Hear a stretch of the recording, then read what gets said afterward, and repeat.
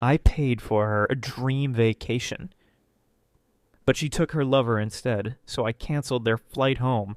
You ever plan something so perfect, so foolproof that you just know it's going to be unforgettable? Yeah, that was me. Except I was the one who got played. A few months ago, I decided to surprise my wife Emma with a dream vacation to Thailand. She'd always talked about wanting to visit, so I went all out. First class tickets, a 5-star beach resort, even a private dinner cruise. I wanted this to be something she'd remember forever. I imagined the look of pure excitement on her face when I told her, the way she'd throw her arms around me, thanking me for planning something so amazing. Except 3 days before our trip, I found out she was already packing for someone else. It started with a message from my best friend, Jake. Dude, are you and Emma still going to Thailand together? A weird question, considering I hadn't told him about the surprise yet. I replied with a simple, yeah, why? And then he sent the picture. It was Emma at a bar, laughing with some guy I didn't recognize. At first, I didn't think much of it. She had friends, co-workers. This could be nothing. But then Jake hit me with another message. I think she's flying to Thailand with him. My stomach dropped. There was no way, absolutely no way. But then he sent the screenshot, the one that made my blood run cold. It was her Instagram story. Can't wait for our Thailand adventure. Start with some squong goals. My hands were shaking as I stared at the screen. I recognized the airline, the date, the damn seats. She was using my tickets, the ones I'd bought for us, the ones I'd spent months planning around. And now, she was taking him. I felt like I was going to be sick. I could have confronted her. I could have screamed, thrown things, demanded an explanation. But as I sat there staring at that post, something inside me shifted. I wasn't going to cry. I wasn't going to beg. I wasn't even going to let her know that I knew. I was going to ruin her trip. And trust me, I had the perfect plan. I didn't sleep that night. My mind was racing, fueled by betrayal and adrenaline. Emma was probably lying next to me, completely unaware that I knew. The thought made my skin crawl. I wanted to storm into the bedroom, wake her up, and demand an explanation. But what would that do? She'd deny it, spin some story, maybe even gaslight me into thinking I was overreacting. No, I wasn't going to give her that chance. Instead, I grabbed my laptop and got to work. The beauty of being the one who books everything? You own everything. The flights, the hotel, the car rental. All under my name. And that gave me power. First, I logged into the airline's website. I had purchased flexible tickets just in case we needed to change dates. And you know what? I did need to change dates. With a few clicks, I canceled both return tickets. Boom. Emma and her little side piece now had one-way tickets to Thailand. Next, the hotel. Since I had booked the villa with my credit card, I made a quick call to customer service. Hey, I need to cancel my reservation. A few questions, a short hold, and just like that, no beachfront luxury for them. I even made sure to cancel after the free refund period so she couldn't just rebook it. And then, the cherry on top, I froze our shared credit card. Emma relied on my card for vacations since she didn't like carrying large amounts of cash. Without it, she'd be stuck using whatever personal funds she had. By the time I was done, I sat back and exhaled. My hands were still shaking, but for the first time in hours, I felt a sense of control. Emma had no idea what was coming. Now, all I had to do was wait. The morning of the flight, Emma was all smiles. She kissed me on the cheek before leaving for a work meeting, her suitcase already in the trunk of her car. It was almost funny how confident she was, how sure that she'd pulled one over on me. I played my part perfectly. Have a great day, I told her, watching as she drove away, probably straight to the airport to meet him. Inside, I checked my phone. Jake had already texted. She gone? Oh yeah, wheels up in a few hours. Dude, this is gonna be legendary. I had to admit, it was satisfying. Not just because I was getting revenge, but because Emma was walking straight into a disaster she had no idea was coming. Later that day, I met up with Jake for lunch, and we went over everything again. Okay, let me get this straight, Jake said, leaning forward. She's got a one-way ticket, no hotel, and no working credit card? I grinned. Yep. She's gonna lose it. That's the idea. We started throwing out scenarios. Would she realize at check-in when they asked about return flights? Or would she make it all the way to Thailand before discovering she was completely screwed? I didn't care either way. The longer it took for her to figure it out, the better. That night, I checked her Instagram. Right on cue, she had posted a picture at the airport, cocktail in hand, sunglasses on, her boyfriend sitting next to her, both of them grinning like idiots. The caption: "Off to paradise, see you soon, Thailand, blessed." I actually laughed out loud. Oh, Emma, you have no idea. I turned off my phone and poured myself a drink. Let her enjoy the flight. Tomorrow the fun would really begin. The next morning I woke up feeling refreshed. I checked the flight tracker. Emma had landed in Bangkok an hour ago. Perfect. I went about my day as usual, knowing it was only a matter of time before the first call came. I didn't have to wait long. Around noon my phone started buzzing. Emma. I let it ring. Then another call. Then another. Desperation must be setting in. Finally I answered. Calm, collected. "Hey, babe," I said, playing dumb. "Aren't you supposed to be at work?" There was a pause, then an explosion. "Jason, what the hell's going on? Our hotel reservation is gone. The front desk says it was canceled." I grinned. Ah, so she figured that out first. I sighed, acting confused. "That's weird. I booked that place months ago. Are you sure?" "Yes, I'm sure," she practically shrieked. "And my card isn't working. I tried to book another hotel, but it keeps declining." I leaned back, enjoying every second. Oh, that's right. I froze the card. Silence. Then, "You what?" I kept my voice casual. "Yeah, Emma, since I paid for everything, I figured I'd change the plans a little. You know, since you decided to take your boyfriend on our trip." She sucked in a breath. "Jason, I can explain." I cut her off. "No need. Hope your new man brought his wallet because you're on your own." She started screaming, cursing, pleading, threatening. I just listened for a few seconds, then hung up. Jake texted immediately. Jake: "Did it happen?" Me: "She's losing her mind." Jake: "Dude, this is gold." I took a deep breath, feeling lighter than I had in weeks. Emma had officially stepped into the nightmare she created for herself. And I was finally free. Emma didn't stop calling. Over the next hour, I got at least 10 missed calls, each one more desperate than the last. I let her stew. She had some thinking to do. Eventually, I answered, this time on speaker so Jake could hear. "Jason!" she screamed the second the call connected. "You can't do this! We have no place to stay, no money, no way to get home.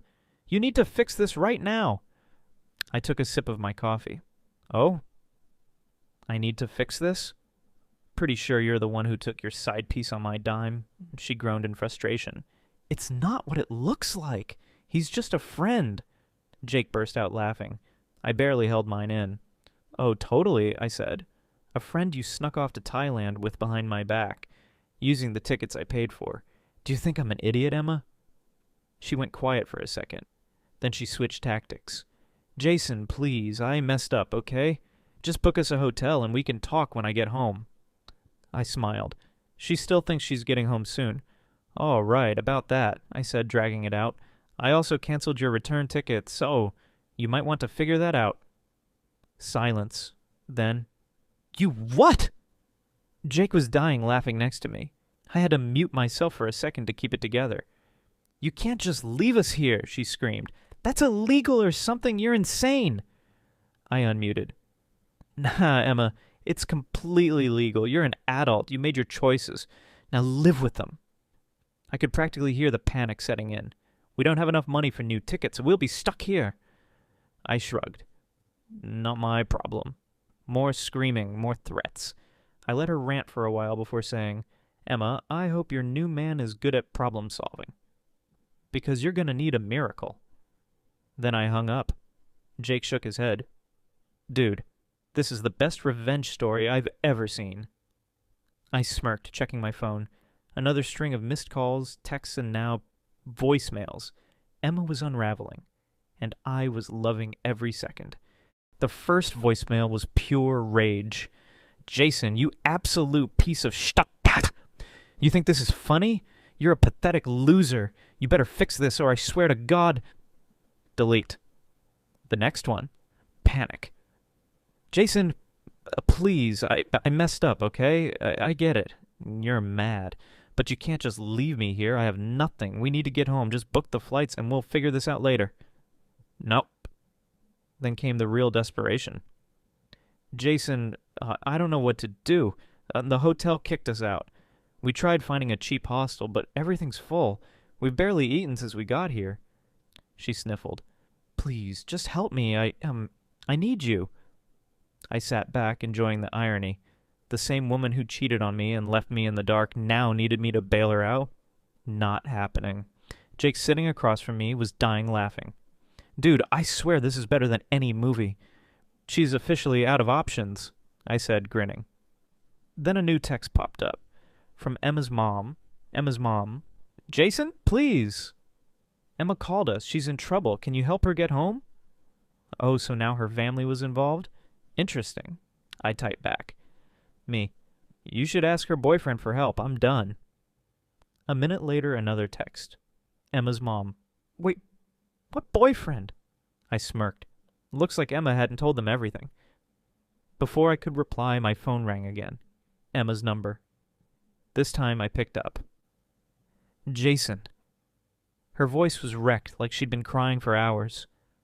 My parents know. They're furious. Please. I need to come home. Oh, now you want to come home?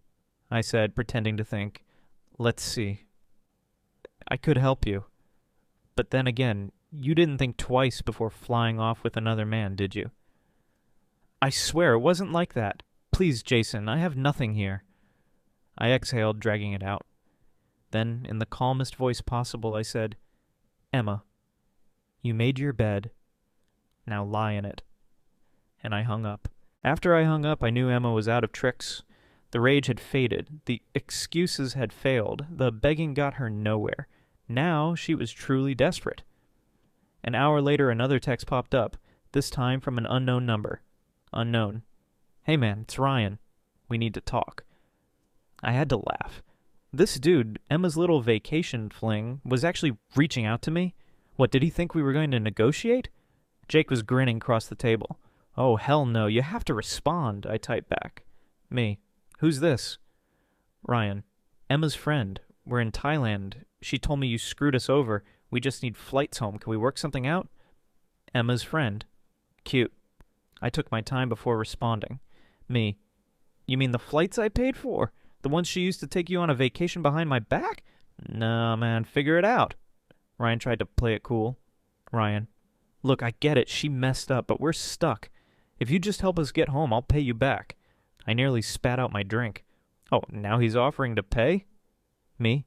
You mean you don't have the money to book 2 tickets home? Todd, not exactly. Oh, this was beautiful. Emma's side piece hadn't planned for this. He probably thought he was getting a free luxury vacation and all expenses covered. But now that everything had collapsed, he couldn't even afford a way out. I let him sit in that awkward silence for a while. Then I sent one final message. Me. Good luck, man. Then I blocked his number. Jake nearly fell off his chair, laughing. Bro, she picked a broke dude to cheat with. That's just embarrassing. I sat back, satisfied. Emma had officially hit rock bottom. Her boyfriend, the one she risked everything for, couldn't even buy her a ticket home. And I was finally done. After shutting down Ryan's pathetic attempt at a bailout, I figured I'd have some peace. But nope. Emma's family wasn't done with me yet. That night, my phone lit up again. Emma's mom. Jason, we need to talk. Call me ASAP. I sighed. Here we go. Instead of calling, I texted back. Me. What's up? Her reply came instantly. Emma's mom. Emma told us everything. She messed up. We're very disappointed in her, but she's in real trouble. Can you please help her get home? I raised an eyebrow. She told us everything. Yeah, I highly doubted that. Me. Define everything. There was a long pause before she finally responded. Emma's mom. She told us you canceled the hotel and flights and froze her card. She said you were mad about an argument before the trip and acted out of spite. I burst out laughing. Oh my God, Jake said, reading over my shoulder. She's still lying. Emma was still trying to make herself the victim. She made it sound like I randomly sabotaged her vacation over a petty fight. not the fact that she cheated on me and took her lover on our trip. Well, time to set the record straight. Me. That's interesting. Did she also tell you she flew to Thailand with another man? Again, radio silence. Then, Emma's mom. What? I didn't even wait for more questions. I sent her the screenshot of Emma's Instagram post, the one with her and Ryan at the airport looking all smug. I could practically feel the shift through the phone. 10 minutes later, my phone rang. This time, it wasn't Emma's mom. It was her dad. I picked up. Hello? He wasted no time. What the hell is this, Jason? He barked. Who is this man she's with? I shrugged. That's a question for your daughter. He was fuming. She told us she was on a girls' trip. She lied to us? Well, I said, smirking. It wouldn't be the first time, would it? Silence. Then a deep, exhausted sigh. Jason, I don't blame you for what you did, but we need to get her home. I leaned back, pretending to think. Maybe Ryan can book the tickets. He's broke, Emma's dad muttered bitterly. Oh, I said, feigning shock. Well, that's unfortunate. He was seething, but not at me, at Emma. I could tell this was the first time he realized just how badly she had screwed up. Finally, he sighed again. Look, we'll handle this. You don't have to worry about Emma anymore. Damn right I didn't. 2 days passed before I heard anything else.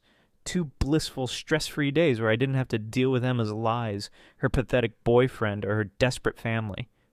Then late one night, my phone buzzed again. Jake. Dude, Emma's back. I raised an eyebrow. Already? I thought her parents would make her sweat a little longer. Me. How do you know? Jake. Saw her at the grocery store. She looked like hell. I couldn't help but grin. Good. Turns out Emma's parents had reluctantly bought her a flight home, on the cheapest airline possible, with a 14-hour layover and no checked bags. No luxury, no upgrades, no first-class comfort. Just pure, unfiltered travel misery. And her boy toy? He was still stuck in Thailand. Ryan, the broke idiot she threw everything away for, couldn't afford a flight back. Emma's parents refused to help him, and I sure as hell wasn't going to. So now Emma was back, alone, humiliated, and facing the wreckage of her own choices. I knew it was only a matter of time before she reached out, and sure enough, that evening my phone rang. Emma. I let it go to voicemail. A minute later, a text popped up. Emma. Jason, can we talk? Please? I ignored it. A few hours later, another text. Emma. I get it, you're mad, but can we just talk? Face to face? I smiled. Oh, sweetheart, we are way past that. The next day, Jake and I grabbed a drink at a bar near my place. As we were sitting there laughing about everything that had gone down, guess who walked in? Emma. She looked like she hadn't slept in days. Messy hair, dark circles under her eyes. She spotted me and immediately rushed over. Jason, please, she started, voice shaking. Can we go somewhere private and talk? I sipped my beer. Nope. Anything you have to say, you can say right here. She glanced at Jake, who was just sitting there grinning. I just need the chance to explain. I tilted my head. Explain what, Emma? That you cheated on me? That you took another man on our trip? Or that you only care now because your parents aren't bailing you out anymore? Her eyes welled up. No, I cut her off, my voice cold. You made your bed, Emma, and for once in your life, you get to lie in it. She blinked like she couldn't believe I wasn't falling for her pity act. Then finally she turned and walked out, the walk of shame in full effect. As soon as she was gone, Jake clinked his glass against mine. To karma, I said, smiling. Emma didn't stop trying to reach me. Over the next week she called, texted, even showed up at my apartment once. I didn't answer. I didn't care. She had already lost everything. Her dream vacation, her dignity. And now, she was about to lose even more. A mutual friend, Sarah, filled me in on the aftermath. Apparently Ryan was still stuck in Thailand, couch surfing and begging for money to get home. Emma's parents refused to help him, and she had already drained what little savings she had just to survive the trip. So, unless Ryan could miraculously afford a ticket, he wasn't coming back anytime soon. Emma, on the other hand, had bigger problems. Her parents were furious, not just because she lied to them, but because she had embarrassed them. They cut off financial support, forcing her to move out of her cushy apartment and back in with her mom and dad, the same people she swore she'd never rely on again. Sarah also told me that Emma had tried rekindling old friendships, probably hoping for sympathy, but nobody wanted to be associated with her drama. The moment people found out why she had been stranded, they distanced themselves. Turns out, when you betray the one person who had your back, people stop trusting you. As for me, I was doing great. I moved on. I focused on myself. And I didn't waste a single second regretting how I handled things. Because for the first time in a long time, I felt free. One last text came in a few weeks later. Emma. Jason. I just want to say I'm sorry. I messed up. I know you'll never forgive me, but I needed to say it. I stared at it for a second, then deleted it. No response. No closure. She wasn't owed that. Karma had already given her all the answers she needed, and I was finally done.